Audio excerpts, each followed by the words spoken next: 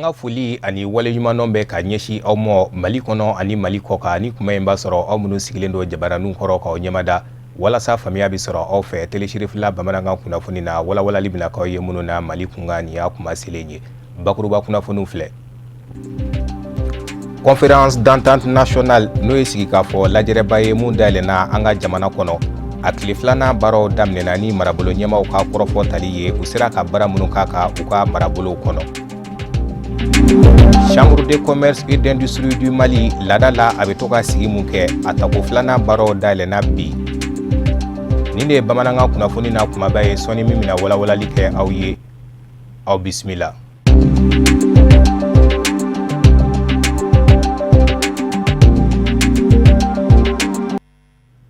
Conférence d'entente nationale n'o ye sigi k'a fɔ lajɛrɛba ye mun dayɛlɛnna an ka jamana kɔnɔ a tile filanan baaraw daminɛna ni marabolo ɲɛmaw ka kɔrɔfɔ tali ye u sera ka baara minnu kɛ u sera ka u ka marabolo kɔnɔ maa minnu yɛrɛ sera lajɛrɛba in kɛnɛ kan faamuya jumɛn b'u la ka ɲɛsin sigi ma Kafunɛ Bacili a n'a ka jatala Siru Ɲale u ka munumunu salo senfɛ u ye minnu sɔrɔ an ka ɲɛmada o fɛ. La ye min ye n'u ko bɛn an musow n'u ko bɛn an kɔni an bɛ o yɔrɔ la n'u ko an bɛ ka ŋaniya kelen ta an ka jamana ka taa ɲɛ an hakili o ye fɛn ɲuman ye n'an bɛɛ sigira ka kuma an n'a dɔn ko min ma ɲɛ an ka jamana na an bɛ jɛ k'a dilan ɲɔgɔn fɛ badenya ni sinjiya ni kɛlɛya na san kɛ a ka kɛ furukufuruku ni kɛlɛ n'a kɛlɛ de don an ye kɛlɛ ye an ɲɛ na san joli joli an bɛ nin kɛlɛ kelen na an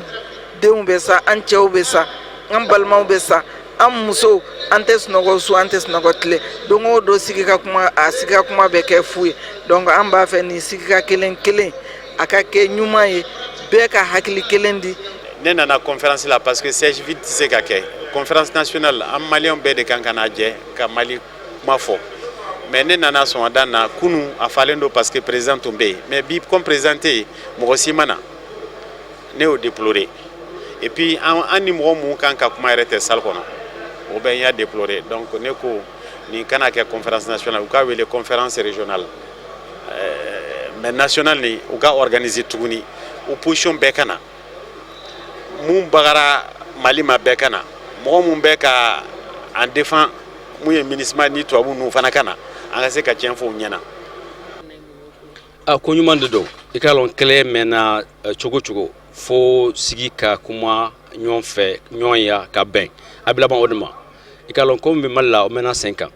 ni malidenw k'i ladan k'a fɔ ko an bɛna ɲɔgɔn kumaɲaya problème min b'an na mun b'an kan an b'o kuma fɔ an bɛ bɛn kelen ma n'o bɛnkan wo banna kɛla Mali kura de bɛ daminɛ o Mali kura daminɛ kɔnɔ o tɛ se ka bɛntan kɛ an tunkarankew a ma kɛ a ko la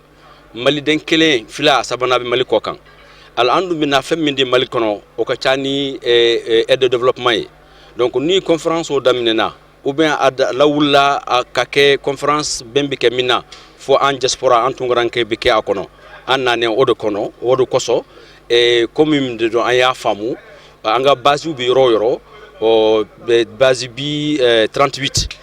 o bɛɛ y'u ka observation lana observation o naani an y'o o bɛɛ bila papier kelen kɔnɔ o papier o bɛna di n'o dira o bɛ kɛ concertation définitive o kɔnɔ. Ne bolo nin sigikafɔ in ye fɛnba de ye Mali ma nin ye fɛnba de ye maliyɛnw ma parce que tout simplement Mali ye bɛnkan sɛbɛn dɔ signé maliyɛnw ni u yɛrɛ dama ni ɲɔgɔn cɛ pour que ka kɛlɛ dabila pour que ka bɛɛ k'u ɲɛsin Mali ma ka Mali kɛ kelen ye Mali kana fara maliyɛn bɛɛ ka ɲɛsin Mali baara ma o bɛnkan sɛbɛn min bilala en place o bɛnkan sɛbɛn de ko ni accord signera a kalo dama ko maliyɛnw ka segin ka na kuma Mali question essentielle ka Mali fɛnba n'o ye kɛlɛ ani terme Azawad ani Mali yɛrɛ développement ko k'o organiser pour que maliyɛn bɛɛ ka ɲɔgɔn sɔrɔ ka kuma bon a kuma se ka kɛ gɛlɛya dɔw kun donna la mais a kosa in na an ye solution sɔrɔ la gouvernement ni a ka partenaires ni mɔgɔ minnu y'a accord signé u sera ka faamuya sɔrɔ a la ko a nafa ka bon c'est pourquoi u bɛɛ y'u bolo di ɲɔgɔn ma ka na conférence d'entente nationale kɛnɛ kan. Hakilina ɲuman bɛ na a la parce que mun na ni sigi tun kan ka kɛ komi a bɛ accord kɔnɔ cogoya min na a tun kan ka kɛ fana parce que maliyɛn bɛɛ sigilen bɛ ni nin ye an bɛ an ka président fo parce que kuma caman fɔra mais a m'a découragé a m'a to fana k'a fɔ k'a tɛ kɛ donc a kɛli wajibi don an bɛ ka région bɛɛ de lamɛn région bɛɛ y'a ka préparation kɛ wa u nana ka na bɛɛ de fɔ sisan nɔ mais préparation ninnu kɔnɔna na an bɛ mun mɛn an b'a ye k'a fɔ bɛɛ kun sigilen bɛ ni nin ye wa bɛɛ sigilen don fana bɛn ka na duguba in kɔnɔ n'o ye Mali ye n'o ye la paix l'unité la réconciliation o de bɛ bɛɛ da wa bɛɛ b'a fɛ o de ka kɛ fana. Marabolo ɲɛmaw fɛnɛ ye u fɛla fɔ lajɛrɛba in kunga Kafunɛ Bacili a ye mun sɔrɔ ka bɔ u yɔrɔ la an ka ɲɛmada o fɛ. Nin kɔni ye fɛn min ye nin ye jigi de an jigi b'a kan k'a fɔ n'an bɔra yan bi nin ko in mana ban hɛrɛ la komi an y'a ye cogo min a bɛ ban ten anw ka jate la nin ye lafiya natɔ ye belebeleba de kɛra yanni bi ka se nin y'a kun cɛtɔ de donc an ye min mɛn kunu daminɛ na an'an ye min ye sali kɔnɔ kabini an bɛɛ yan hakili b'a la k'a fɔ an tɛna dɛsɛ ɲɔgɔn na Mali ko de don mɔgɔ ko tɛ yɛrɛ ko tɛ jamana wɛrɛ ko tɛ Mali de ko don bon mɔgɔ wɛrɛ t'an cɛ ma an yɛrɛ dama an tɛ se ka dɛsɛ bulon kɔnɔna min don a fɛrɛlen don bɛɛ sigiyɔrɔ b'a la bɛɛ ka na an dun ɲɛ b'a la cogo min fana min kɛra o ka bon mais min tora barika de b'o la o barika an b'o de ɲini bon diinɛ ɲɛmɔgɔw b'an fɛ yan politiki ɲɛmɔgɔw b'an fɛ yan kɛlɛkɛbaw yɛrɛw b'an fɛ yan vraiment hakili ma n'an sigira n'an kumana foyi t'o bɔ an bɛ se. Chambre de commerce et d'industrie du Mali lada la a bɛ to ka sigi mun kɛ o tako filanan baaraw nun donna bi tarata doya in na parc des expositions de Bamako kɔnɔ a kɛnɛ denfaya tun bɛ jamana minisiri bolo mun ka baaraw bɛ ɲɛsin jagoko ko ɲɛ ɲɛnabɔli ma ka fara minisiri caman kan Amadu Kamara a n'a ka jatala Ibrahim Kulibali. Mali jagokɛlaw usine-batigiw misɛman ani kunbabaw u y'u ka sigili filanan deuxième session ordinaire u y'a boloda min kɛra parc d'exposition kɔnɔ ka kɛɲɛ ni u ka jɛkulu a ka sariya sɛbɛnw olu lawaleyali ye n'a ɲɛmaya dira minisiri min cɛsirilen bɛ jagokɛlaw u ka koɲɛw ɲɛnabɔli ma. Vraiment an kɔntana parce que an ye président min choisi k'a bila a ɲɛfɛ an y'a sɔrɔ a mago bɛ jamana n'a mago bɛ commerce la parce que an yɛrɛ ye jateminɛ an ye baara minnu kɛ an ma yala nɔfɛ u ye film min an ye ni o kɛmɛ raison bɛɛ ka taa n'o ye chambre commerce bureau ni formation yɔrɔ kuraw minnu bɛna dilan commerce tɔgɔ la vraiment o y'an nisɔndiya kosɛbɛ o kɔfɛ tuguni an y'a ye an filɛ yɔrɔ min na sa mobili yɛrɛ dɔ filɛ an kɛrɛfɛ mobili kɔnɔntɔn nana de raison bɛɛ président ye mobili sɔrɔ a bɛ komi a dira an bɛɛ ma n'an fɔ an ka mɔgɔ jɔra a la raison na an bɛ se k'a kɛ ni a ye. Vraiment ne yɛrɛ kɔni ka commerce daminɛ ni sisan cɛ nin y'a fɔlɔ ye n k'a ye Mali la ka kɛ a fana mobili min don an tɛ se k'a fɔ dernier cri don nka bi kɔni Mali kɔnɔ n'i y'a jira yɔrɔ i b'a fɔ ko dernier cri don. Nisɔndiya caman bɛ anw na parce que a tako fɔlɔ an ye kuma caman kɛ o kuma caman kun ye an ka manda kɔnɔ an kan ka se ka mun ni mun kɛ nin ye a tako filanan ye ka na san kelen mun tɛmɛna ka na k'a lajɛ est-ce que an taara ɲɛ ou bien an ma taa ɲɛ ko o dɔn an ka kɔlɔsili la ani an ye mun yɛrɛ ye an hakili la an bɔra an nɔ na kosɛbɛ an bɛ se k'a fɔ baara caman kɛra fɛn minnu fɔra an ye. Bi kɔni alhamdulillah an bɛ Ala fo ka Ala barikada an b'a ye a kɛra tare ye bi vous avez vu que minisiri naani de ye fɛn ye koromo kari a kɛra tare ye a kɛra yakori ye a y'a ye ja la yanni discours cɛ président Yusufu ka fɛ bilan a y'a ye c'est un bilan ambitieux a ye promesse fɛn fɛn ta a b'a ka promesse in tenir délégation régionale tɛ bi sɛyi ti mun tɔgɔ la n'a bɔra dalala la ni fɛn banna ouverture banna mobili tan ni kɔ de bɛ yen nɔ k'an ka di délégation régionale bɛɛ ma ani Bamakɔ chambre cadre. An bɛ aw ladɔnnen k'a fɔ ko nin sigili senfɛ Mali jagokɛlaw u da sera fɛn caman ma kɛrɛnkɛrɛnnenya la u ka san tɛmɛnen ani ɲinan san o nafolokow ani baara kura minnu bolodalen don ɲinan k'o bɛɛ lajɛlen fɛsɛfɛsɛ ka kɛɲɛ ni u ka baaraw bolodacogo ye. Session kɔrɔ ye mun ye an bɛ baara kɛ san o san n'an ye baara mun kɛ an bɛna élu conseillers wele a bɛ komi commerçant ka député dɔ filɛ nin ye k'a fɔ ko n ye baara mun aw ye yamaruya mun di yan salon ko n ka baara mun kɛ a filɛ a musaka mun donna la a filɛ n bɛ fɛ ka baara mun borola ɲinan fana o filɛ musaka mun kan ka don a la o filɛ nin ye olu de b'a approuvé k'a fɔ a ye yamaruya di o kɔfɛ e bɛ a baaraw exécuter donc session yɛrɛ ye o de mais au kɔnɔna de la an tun ye élection ta élection tuma la k'a fɔ ko ni ala y'a kɛ an ye chambre sɔrɔ an garisɛgɛ la an bɛna essayer ka délégation bɛ équiper ka mɔlu d'u ma Segu délégation image bɔra Kayi délégation image bɔra dɔ bɛ ka jɔ Tombouctou dɔ bɛ ka jɔ Gao an bɛ ka sugu dɔ fana jɔ Dar es Salaam olu jaw de bɔra mais sugu wɛrɛ caman bɛ yen an ma na n'olu plan ye yan fɔlɔ mais ni bisa approuvé la ala sɔnna ɲina olu baara bɛ se ka daminɛ sa wɛrɛ image la a bɛ se k'o yala quoi. N'i b'i da don jago kuma la jamana in kɔnɔ bi a tɛ se ka kɛ fo ka foli di aw ma Mali nin ye jamana ye an tɛ kɔgɔji da la an bɛ kɔnɔna de la fɛn o fɛn n'i y'a selen yan il faut que jagokɛlaw ka taa ɲini foli b'aw ye bi Mali jagokɛlaw parce que a bɛ diɲɛ fan bɛɛ minɛn da bi sɔrɔ yɔrɔ o yɔrɔ nɔgɔya la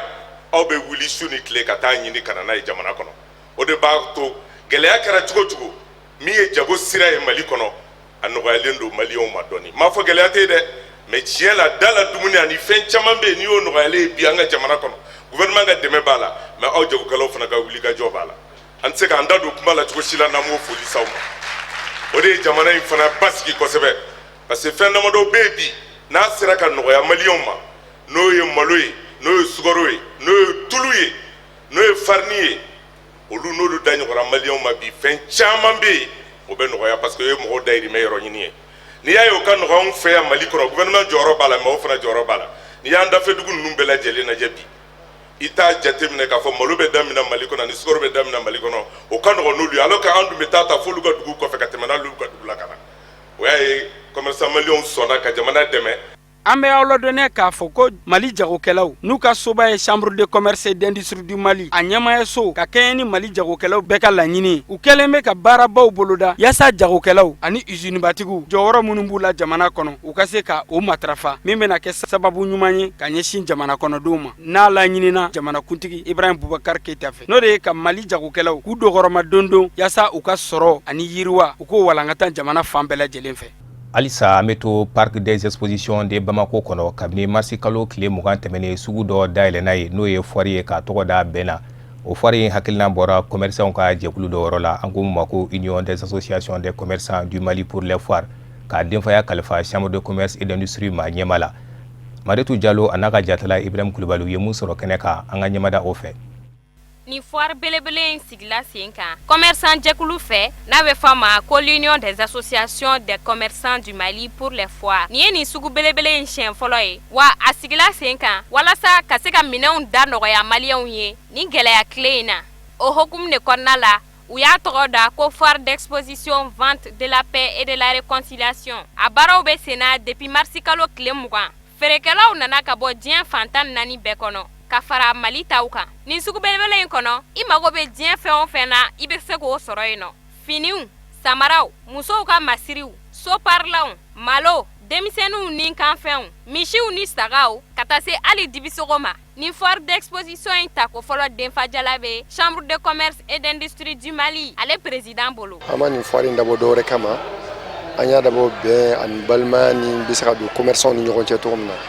parce que bɛɛ b'a kalama an bɛ wagati min na sisan crise bɛ jamana kɔnɔ bɛɛ b'a dɔn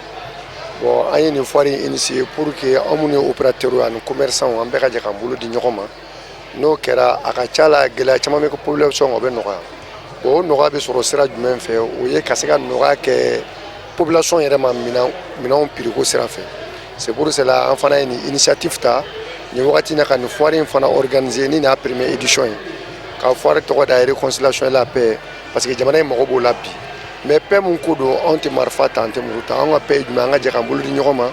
pour que gɛlɛya min bɛ jamanadenw kan anw de bɛ se ka taga b'u kan o bɛ sɔrɔ jumɛn fɛ o ye ka fɛnw nɔgɔya pour que population fana bɛ se ka nɔgɔya sɔrɔ cogo min an ka sous région in mɔgɔ bɛɛ depuis n'o bɛɛ ye nin kuma mɛ bɛɛ nana ka na fara an kan pour que an bɛ se ka jɛ ka kɛ ɲɔgɔn fɛ cogo min na parce que an mago bɛ lafiya la cogo min na an ka sous région fana mago bɛ lafiya la ten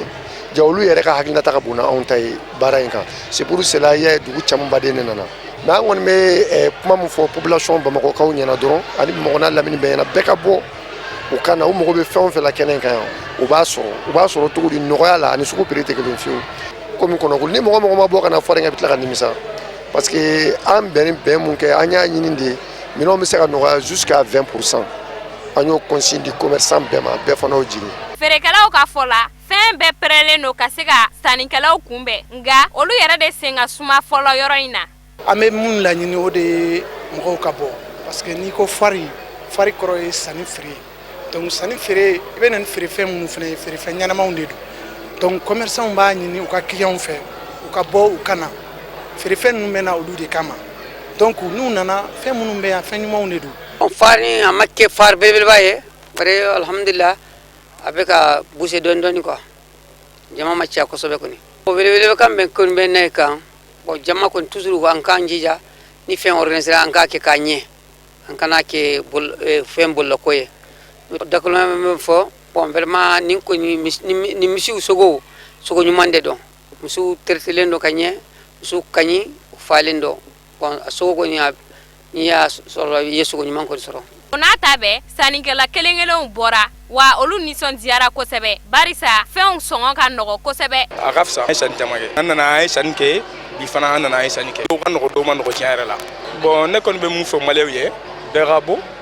ka na foire la fɛn ɲɛnamaw kɔni bɛ tiɲɛ yɛrɛ la. Nin foire d'exposition in n'a tɔgɔ dara bɛn ani kelenya la a tako fɔlɔ bɛ to sen na fo avril kalo tile 5 san 2017 parc d'exposition de Bamako la Febac site kan Kalabankorokaw fɛ Bamako yan nɔ wa a bɛ dayɛlɛ aw ye dugu jɛgo 17 k'a daminɛ sɔgɔma fo su araba jonjo.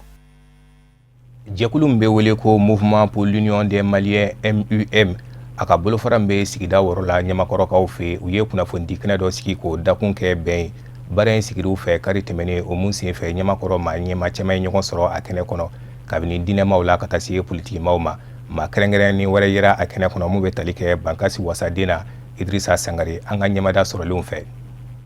Maa o maa bɔra kɛnɛ in kɔnɔ ka kuma a bɛɛ lajɛlen y'i sinsin fɛn kelen de kan Mali yɛrɛ bilama bɛ cogo min na fɛɛrɛw minnu bɛ se ka sigi sen kan walasa ka bɔ gwɛlɛya in kɔnɔ. Barikala o tuma na nin cɛsiri min bɛ a la Ala bɛ ka a lawuli min kama n'o ye o kɛra hɛrɛ mɔgɔ ye Ala ka a dɛmɛ o la hakilila si kana bɔ fan wɛrɛ fɛ sababu si kana wɛrɛ don a senkɔrɔ min bɛ taabolo ɲuman k'o tunu a la nka Ala ka a dɛmɛ i ko a y'a fɔ cogo min na Ala k'a to ko an ka nin jɛ a kɛra jɛ barikama ye min b'a to ko adamadenw Mali kɔnɔ wasakona sɔrɔ a la ka hɛrɛ caya an ka jamana kɔnɔ fɔ min bɛ sen na bi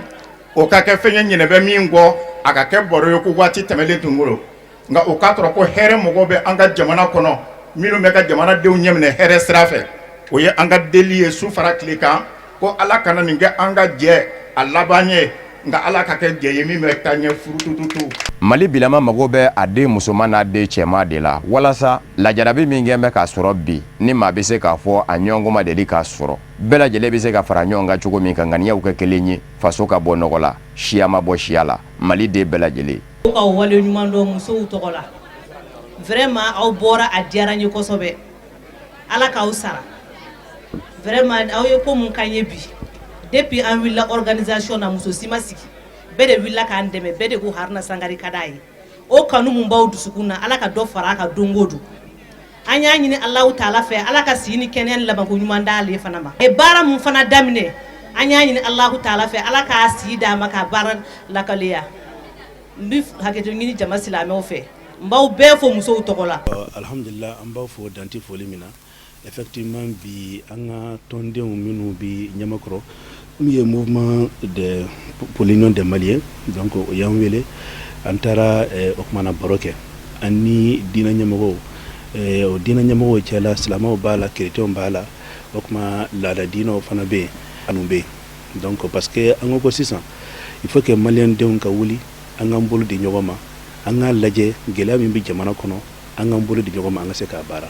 il faut que bi bi na an bɛ yɔrɔ min na n'i ye diinɛ ɲɛmɔgɔ ye i k'o duloki bɔ i kan na n'i ye président ye n'i ye premier ministre k'o duloki bɔ i kan na i ka Mali ta ka i ka Mali duloki ta k'o don i kan na o kuma na Mali ko an k'o ka d'a kan sisan kɛlɛ kura o de bɛ ka wuli an ka jamana kɔnɔ kɛlɛ in a bɛ an ka burusiw de kɔnɔ nka n'a mɛnna Ala k'an kisi n'an ma kunbɛn a bɛ n'an sɔrɔ o kuma na fɔ yan o kɛlɛ in dun o kɛlɛ in ye maliyɛndenw ni ɲɔgɔn cɛ o tɛ mɔgɔ wɛrɛ ka kɛlɛ ye tuguni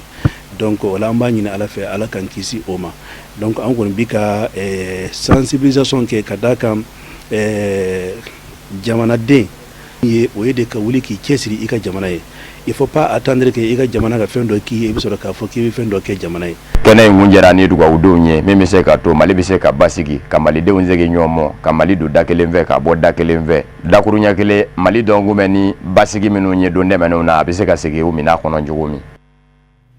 Keriwane ka den minnu faralen don ɲɔgɔn kan ka kɛ jɛkulu ye n'o ye association des jeunes ressortissants de Keriwane u y'u ka san 2017 baaraw don ni kuranɛ kalanba ye a kɛra kɛnɛ fɛnɛ y'u bolo san tɛmɛnen baaraw la u sera ka minnu kɛ ani u bɛna baara kura minnu bolo da ka kɛ ni sankuraw ye baara in kɛr'u fɛ kari tɛmɛnen maa caman kun bɛ a kɛnɛ kan kabini diinɛmaw la kɛnɛ kun denfaya bɛ banaba wasaden bolo honorable Mamadu Lamini Wage Musa Fɔnba a n'a ka jatala Mohamed Sidibe u ye mun sɔrɔ yen an ka ɲɛmadaw fɛ. Association des jeunes ressortissants de Keriwane AGRK denmisɛnnin jakulu do ka bɔ Keriwane kɔnɔ minnu bɛ Keriwane kɔ kan san o san yanni u k'u ka baaraw n'u don u b'a lajɛ ka kuranna kalan belebele kɛnɛ sigi sen kan ka sɔrɔ ka dugawu ɲini mansaw fɛ walasa baara min bɛna jujɔ baara bɛ se ka kɛ sababa ye u bolo. Association des jeunes ressortissants de Keriwane AGRK baara caman kɛra u fɛ u sigilen ka na se sisan mɔ o dɔ ye jisow jɔli ye foraji dugutigi ni alimami bɛɛ lajɛlen y'i ka nisɔndiya jira denmisɛnninw ka hakilina la. Siramaw an badenw an ye minnu wolo u kɛra mun ye sisan u kɛra duwadenw ye u ma balima minnu dalen bɛ dugudenw kɔrɔ ko olu bɛ saraka bɔ olu ye ka kuranɛ jigi u ye walayi ala bɛ a ɲana n'u yɛrɛ ma ka den n'u ma mun bɛ yɛrɛ bonya. Ni lajɛrɛ min filɛ nin ye n'o ye kɛlɛya lajɛrɛ ye n'o ye badanya lajɛrɛ ye n'o ye sinji lajɛrɛ ye n'o ye diinɛ lajɛrɛ ye kitabu dɔ kalanni kosɔn kitabu min Allah subhanahu wa ta'ala ye kitabu min bonya ni Allah subhanahu wa ta'ala y'a kɔrɔta ni ala y'a tanga o cogo kelen in na mɔgɔ o mɔgɔ ne ye kuranna bonya ala ye bonya ni ye kuranna kɔrɔta ala y'i kɔrɔta.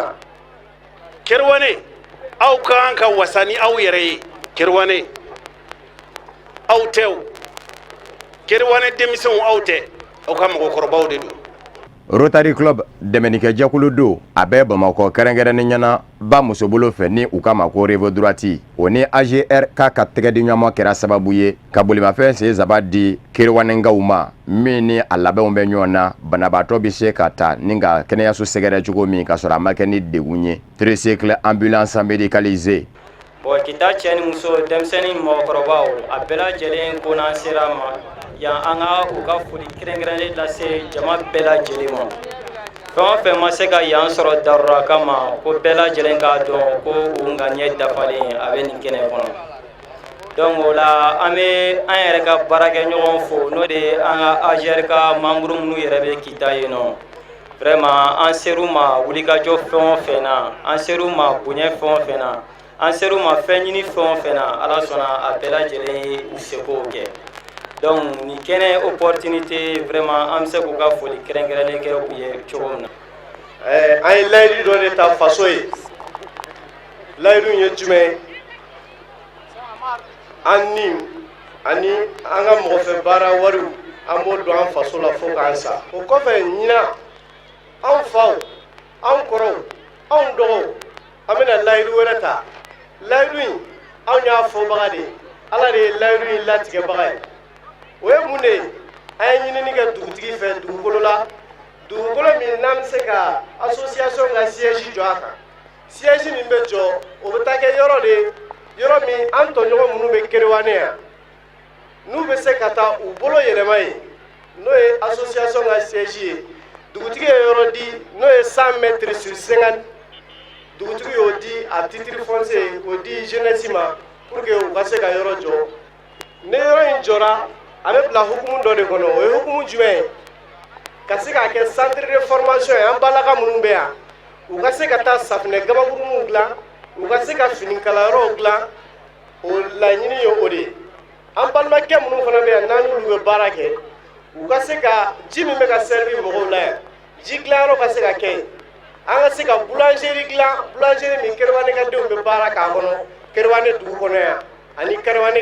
dugu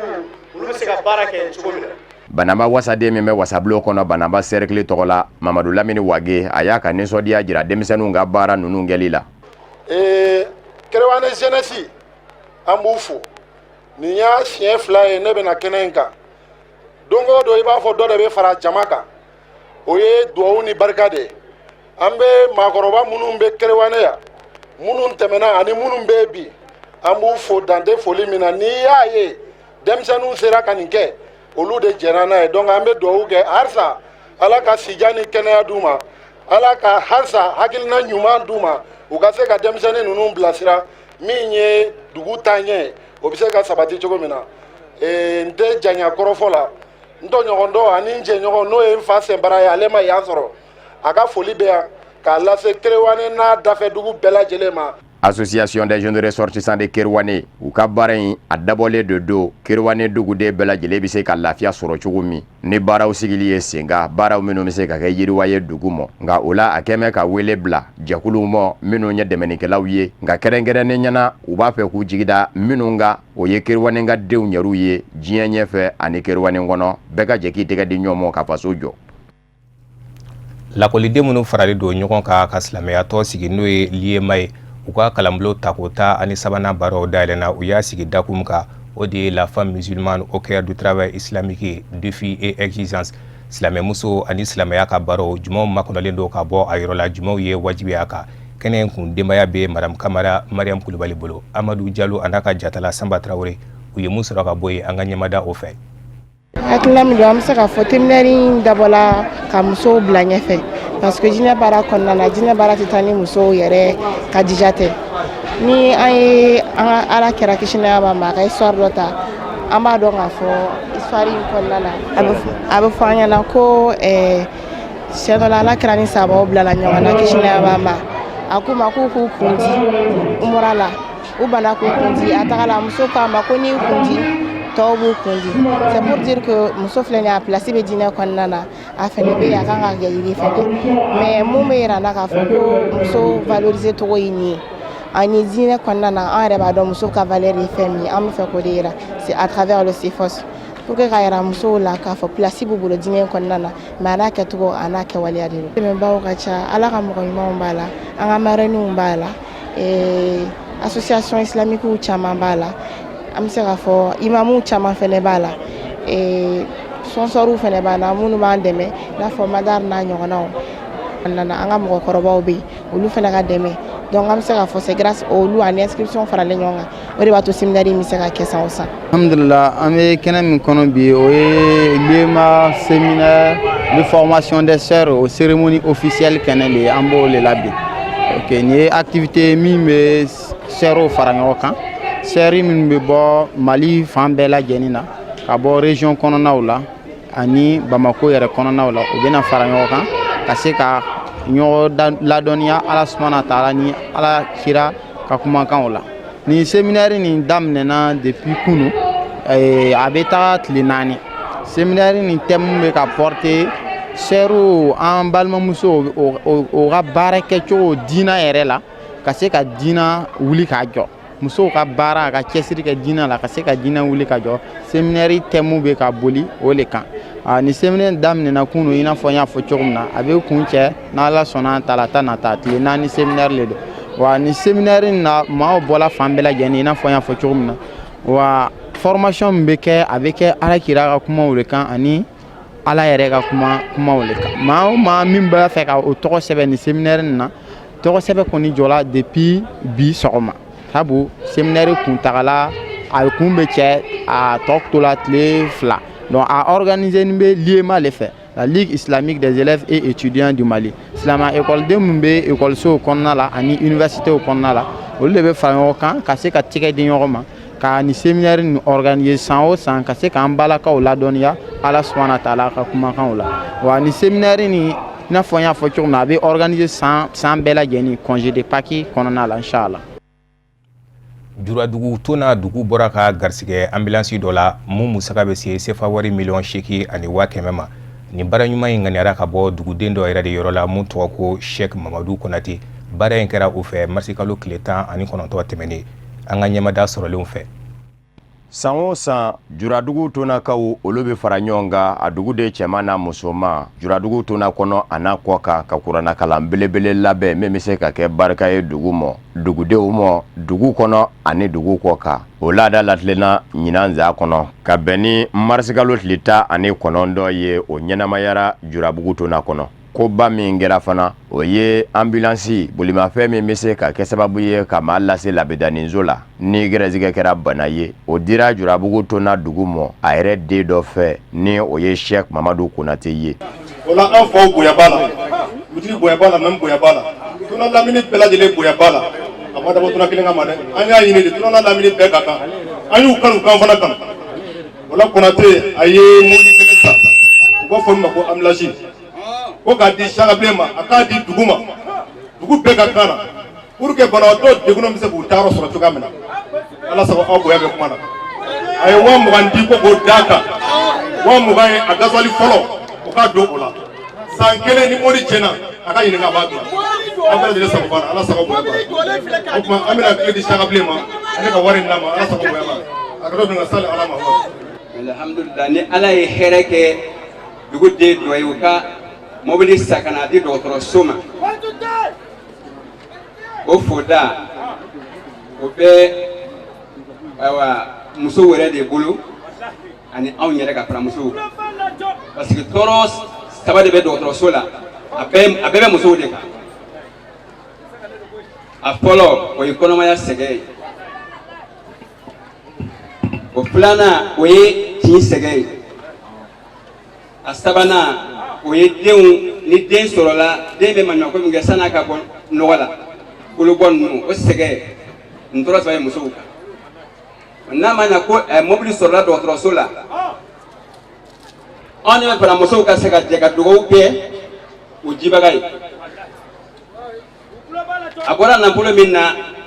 ala ka a nafolo ji de. An bɛ aw ladɔnniya k'a fɔ nafolo min donna mɔbili in zani da fɛ a bɛ t'i jɔ sɛfawari 8,000,000 ani dalasi 100,000 na. Bɛn ani basigi ɲinili kama jamana ye o kadira de kɔnɔ denmisɛnninkan minnu faralen don ɲɔgɔn kan sigida 2nan na hippodrome kɔnɔ n'o ye les jeunes de l'action sociale de hippodrome ye u ka kɛnɛba sigi sen kan o mun senfɛ u ka jira k'a fɔ u ka dɛmɛ bɛɛ ka ɲɛsin jɛkulu ma Mali ma ɲɛmaw ye jɛkulu mun sigi ka se ka Mali dolanci bila sen kelen kan n'o ye comité provisoire de normalisation du football malien ye an ka maa minnu kun bɛ a kɛnɛ kan o ye Yusuf Kulubali a n'a ka jata la Mohamed Sidibe. Ka kɛ ni jamana ɲɛmaw ka hakilina ye min ye Bamakɔ denmisɛnninw ye kɛrɛnkɛrɛnnenya la sigida min bɛ ko hippodrome denmisɛnninyakaw o ye wulikajɔ kɛ ni ka ŋaniya yɛrɛ ta furancɛla faga min sigilen bɛ Mali senatɔnnaci kɔɲɔ wolomali kunna ni ka o sɛgɛrɛ n'an k'o de ma ko comité provisoire de normalisation du football o min ɲɛmaa ye Sidi Jalo ye denmisɛnninyaka ninnu ka hakilinaw a kɛlaw ka jɛrɛ dɔ de senfɛ a bɛ fɔ min ma ko meeting jɛrɛ in kɛnɛ kan hippodrome denmisɛnninyakaw y'a yira k'a fɔ bi ani sini jamana ɲɛmaaw mana hakilina fɛn fɛn ta o b'a kɔ kɛrɛla senatɔnnaci nasiraw fɛ jɛrɛ in kɛnɛ kan ɲi ni denmisɛnninyakaw bɔnmasigi o y'a ta ni ka jamana ɲɛmaa sɛgɛrɛ Alhaji Ibrahim Bokar Keita ka kɛ n'a ka hakilina ye hakilina min tala mars kalo tile 8 o min kɛra sababu ye ni ka senatɔnnaci dagaba ni k'o ci ni ka kulu dɔ sigi a nɔ la kulu min bɛ ka wulikajɔ boloda bi senatɔnnaci ye a basigili a n'a ɲɛtaa kama. Silamɛw ka ɲɛmɔgɔbaw ani kerecɛnw ka ɲɛmɔgɔbaw ne b'u fo o bɔlen kɔfɛ n bɛ fɛ ka mun fɔ mɔgɔw ye dɔrɔn f'an ka jamana bonya le respect de l'État bi an bɛ kuma caman mɛn n'i y'a ye an bɛ yan bi an bɛ ka jamana de bonya an bɛ ka jamana de bonya Ibrahim Bokar Keita a n'a ka institution 8 ani jamana ɲɛmɔgɔ fɛn fɛn bɛ yen an b'o bonya kɛnɛ de kan bon mɔgɔ minnu fana bɛ yen n'u bɛ ka dɔgɔya ta k'u sɛgɛrɛ an b'a f'u ye u ka sabali munna an b'o fɔ bi Mali balontan ɲɛmɔgɔ bɛɛ Mali tɔn bɛɛ kan ka tugu ministre kɔ bɛɛ kan ka tugu gouvernement kɔ nin ko la parce que n'i y'a jateminɛ Joliba ka terrain État de y'a d'a ma a t'anw tɔgɔ la Esar ka terrain État ta don Esar ta tɛ 11 secrétaire ta État ta don 11 secrétaire ta tɛ Real ta État ta don Mali balontan ko bɛ yɔrɔ min na bi a bɛɛ b'a faamuya k'a fɔ ko gɛlɛyaba b'a la mais ni gɛlɛya b'a la a gɛlɛya in a tɛ ɲɛnabɔ FIFA la a tɛ ɲɛnabɔ CAF la a bɛ ɲɛnabɔ Mali kɔnɔ yan de donc fo maliden bɛɛ de k'i sen don k'i bolo don walasa an bɛ gɛlɛya min na bi an bɛ se ka bɔ gɛlɛya in kɔnɔ cogo min na. Comité de normalisation an ye ni comité de soutien sigi pour que ka état ka action ni soutenir vraiment ka comité de normalisation k'u dɛmɛ u ka baara la pour que gɛlɛya min Mali balontan kɔnɔ gɛlɛya min se ka ban en même temps ka se ka jeunesse mobiliser Mali suspension ka yurula ni Mali suspana balontan se ka continuer o kuma yɛrɛ kɔnɔna na an y'a décider nin kɔfɛ ka tournoi organiser commune bɛɛ lajɛlen ɲɔgɔn cɛ pour que jeunesse ka activité kana jɔ balontan kɔnɔna na. An bɛ kuma an ka président Sidi Jalo tɔgɔ la ani bureau membre bɛɛ lajɛlen tɔgɔ la. An filɛ nin kɛnɛ min kan nin ye nin kɛnɛ suguya ninnu kan ka caya de jamana kɔnɔ parce que an bɛ nin problème mun na fo mɔgɔw k'a faamuya de mɔgɔ ko tɛ koyi. Faso de don faso Mali de y'a décidé ka fédération ci parce que ni Mali kelen de autorisation di fédération ma ka baara kɛ Mali tɔgɔ la Mali kɔ kan n'o gouvernement kelen y'a jateminɛ k'a fɔ autorisation dira ni fédération ma ka kuma ka baara kɛ Mali tɔgɔ la Mali kɔ kan u tɛ ka baara k'a kɛcogo la a yamaruya b'u bolo ka fédération ci o de kɛra o kɛli tɛ se k'a fɔ ko jamana bɛ wuli o kɛli tɛ se k'a fɔ ko jamana bɛ wuli donc an bɛɛ de bɛ jɛ sa k'an bolo di ɲɔgɔn ma commune de denmisɛnninw filɛ ka nin kɛnɛ mun sigi nin kan je pense que Mali quartier bɛɛ lajɛlen Mali dugu bɛɛ lajɛlen na ni ɲɔgɔnna kan ka caya de k'a yira k'a fɔ an bɛɛ ye jamana kelen mɔgɔ de k'a yira k'a fɔ problème mana kɛ jamana kɔnɔ an bɛɛ lajɛlen de kan k'an bolo fara ɲɔgɔn kan pour ka se ka problème ka solution sɔrɔ a la. Siga tɛ min na o de ye k'a yira k'a fɔ bi Mali den bɛɛ lajɛlen kelen bɛ ni ka gouvernement juruma don a ka nin kɛwale la kɛwale min bɛ kɛ sababu ye Mali yɛrɛ sennadolanci ni ka kisi ka bɔ bizibaza ani ɲɔgɔn farafara ma o hakilinaw walasa u ka waleya Maliden kelen bɛɛ lajɛlen kan ka wuli ka jɔ kɛ walasa jamana ɲɛta a ka sabati. O de bɛ dan sigi an ka bi bamanankan kunnafoni sɔrɔlenw na mun labɛnna kunnafonidiso ɲɛmayaso fɛ ka kɛ ni kuma in ye laseli wɛrɛ aw ni karamɔgɔ Musa Funba bɛ ɲɔgɔn sɔrɔ yanni ka taa so ma aw k'an bɛn.